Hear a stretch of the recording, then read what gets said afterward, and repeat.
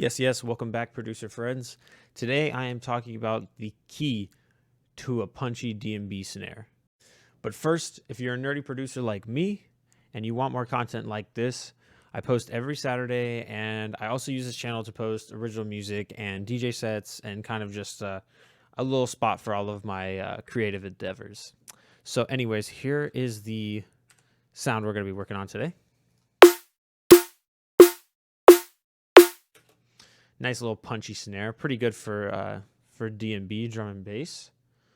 And so the method that I use to make this sound is generally how I set up all my sound design sessions, where I have a group running into an audio track so I can quickly record things and export them. And this is also how I made all my drum and bass samples, which you can find in my sample pack, which you can find a link to in the description. So before I get into how I made the snare, a quick conceptual thing. There's three main components to a snare sound. And I have a different layer in each one of these groups, ignoring this top one for now, that represent each of these components. Right. Oh. The first is the fundamental, which gives the snare its note or its pitch. And this is usually the lowest harmonic when looking at a snare sound frequency-wise. The second is going to be kind of like the crack of white noise, the psh on top that you get from the beads or the snares on the bottom of the drum rattling around whenever the top head is hit. And the third thing is going to be the harmonics after the initial transient sound. And this comes from the drum shell. So these harmonics will be a different makeup depending on if the snare is, 6 inches deep, 3 inches deep, if it's maple, if it's made out of metal, it completely depends. That initial transient, though, is the key to getting the snare sounding punchy and in your face. Without that transient, the snare sounds very flat and like it's 20 feet away from you, which doesn't really work for more aggressive types of music like drum and bass can be. So with all that said, let's go ahead and get into how I made the sound. I'm just going to give you broad strokes here. I'm going to give you broad strokes ideas on how I did things so you can experiment with your own sounds and kind of come up with something that's original and sounds like you rather than just taking this exact sound. But you can if you want, I guess. So the first component, the note, the fundamental, I went ahead and chose an F3 because I write a lot of bass music in F, it seems like. So I went ahead and chose an F. And for this component, I used a serum patch. You don't have to use a serum patch. You can do most of these techniques in a lot of different synths. There's really, I can't think of a synth where you can't do a lot of these things that I'm about to talk about. So we're just starting out with a regular sine wave. I'm using this LFO on envelope mode, on Hertz mode rather than BPM. So I can just be a little bit more fine-tuned with it. And we're going to need a really, really quick envelope for this. You could also use the envelope section here in Serum. But I was using the LFOs, so I went ahead and routed that to the coarse pitch and set that to around like 35, I think. Yep. And we're going to need a really fast rate because this is really going to give us that initial transient, which only really needs to be 20 to 30 milliseconds. The other trick that I'm utilizing here is moving the phase, shifting the phase so it's off axis. So the transient starts immediately and clicks in rather than having a soft attack, which also ties into this other little trick. Usually Serum comes with its attack right around like half a millisecond. You're going to bring that all the way down. We want something that snaps in immediately. So that is going to sound like this. So pretty annoying, but you can hear that at first initial click sound. That's really, really what we want here. And so I took another LFO on envelope mode, and it's a lot slower, this one, because this is going to give us the body and kind of the movement of the snare. I routed this one to the level, also to the noise playback, and to an EQ that is just boosting around 375 hertz. Every time the envelope moves, it's going to just increase the gain on the fundamental by 3 or 4. And you'll kind of hear why I did that. So let's activate these and hear how it sounds. So that white noise was kind of a lot. So instead of decreasing the sound of the white noise, I wanted to just boost the fundamental temporarily. This gives the snare a little bit more body and makes the fundamental poke through a little bit more, which is really useful when trying to create a transient, a hard transient for a snare. So this is our first layer, pretty simple. And I'm just EQing out some of the low rumble here. So it kind of sounds like a snare already, but what we need is a big crack on top, a big snare, that second part that I talked about. So for this, I used Operator. You can really use any synth. There's really nothing fancy going on here. It's literally just a white noise oscillator set to around 30 to 20 milliseconds of attack, and then a quick decay of about 300, 400, 500 milliseconds will work. And I am taking out everything below 1K with an EQ, because that's really where you can see here.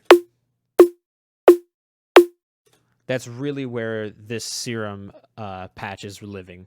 So we want to really get it out of the way. If there was a lot of white noise down there, those would clash and end up sounding very, very muddy. I also put a chorus on there with a high rate and a relatively decent amount. This just gives a little bit of stereo width and softens it up a little bit.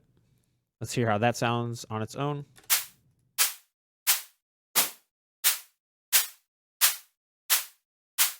Right, so those two things sound together, and you have most of a snare sound.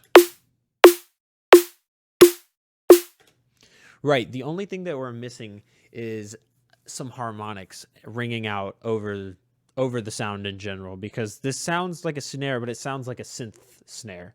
It doesn't really sound realistic in any capacity. So what I did was took this rim shot sample that my friend, who's an amazing drummer and has a drum set mic'd up in his house, sent me. Shout out to Andrew. So he sent me this rim shot sample that I really, really liked. I'll take the post-processing off and play you just the raw sample. So I ended up pitching this up to also match an F, which is pretty simple to find out if you go ahead and put an EQ on it.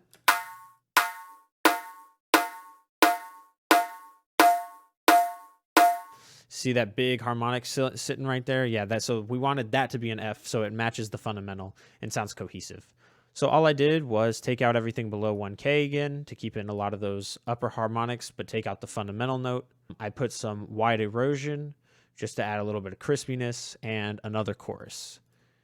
And the other big thing I did was give it a good 20, 30 milliseconds of attack and shorten it up a little bit, because we want it to get out of the way of that initial transient. A lot of this stuff is layering things, but knowing how to get them out of the way of other layers so they all work together cohesively. So all of these layers together sound like this.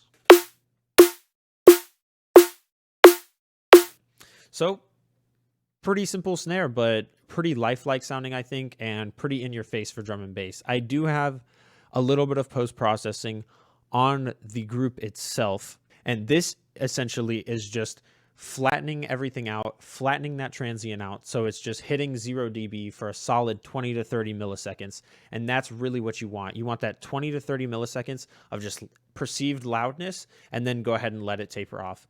So the saturator is really giving that to me, but the saturator, you have to be careful because it will bring out a lot of low-end rumble.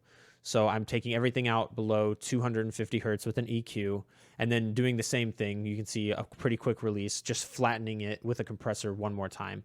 I can give a quick demonstration of what this looks and sounds like and why I process the group as compared to just individual elements like this way.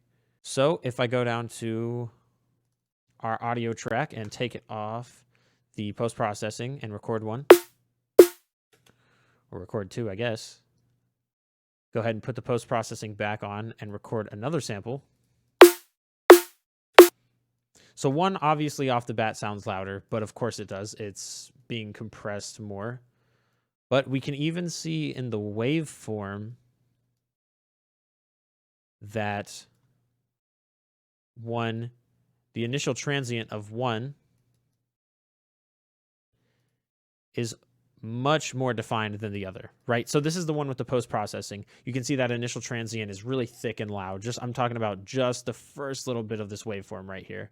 Whereas on this one, there's like a good attack to it and a nice body, which would work for some more chilled out genres where you can have a little bit more a little bit more low end warmth and body to your drums. But in a lot of aggressive drum and bass, you need that really hard attack from a snare to really get it to cut through the mix when you have other really aggressive elements going on.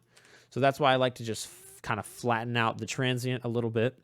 And the last thing that I wanted to talk about was it's really easy to take this bass of just the white noise operator rack and the transient I did with Serum and just quickly change up the character of the sound. So what I did was I had a bunch of pots and pans that me and my roommate had to throw away because they were old and messed up. So before that, we set up a mic in the living room and just whacked them with a bunch of different things and recorded the sounds. So this is one of the sounds that we got.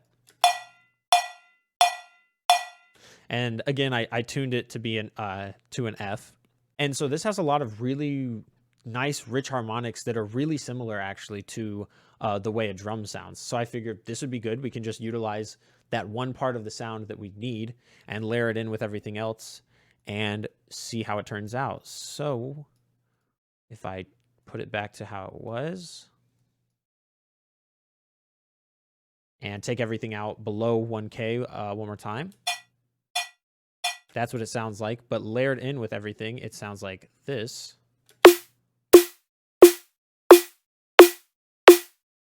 As compared to this, right? So there's endless possibilities here. You can make snares with all different types of characters. You don't even have to use a drum. You can use some weird percussion, something like that, and get really different textures, but you're still keeping that really hard initial transient. So even though your snare sounds maybe a little weird or experimental, or even really fat and punchy like some of these, they still keep that hard initial transient. So they're going to punch through the mix and not sound flat and washed out and like somebody hit a drum 20 feet over there when you want the drums to be aggressive and hitting you right here in the face, you know? You want them just smacking you right in the face, right in the noggin. But yeah, that's pretty much it for my drum and bass drum design. If you want to grab a copy of my drum and bass sample pack, it's just drums, but you can find it on my website, whenyouKnowmusic.com. The link will be in the description. But that's pretty much all I have for today. Just remember to like, subscribe, do all the things, and I will see you guys in the next one. Peace.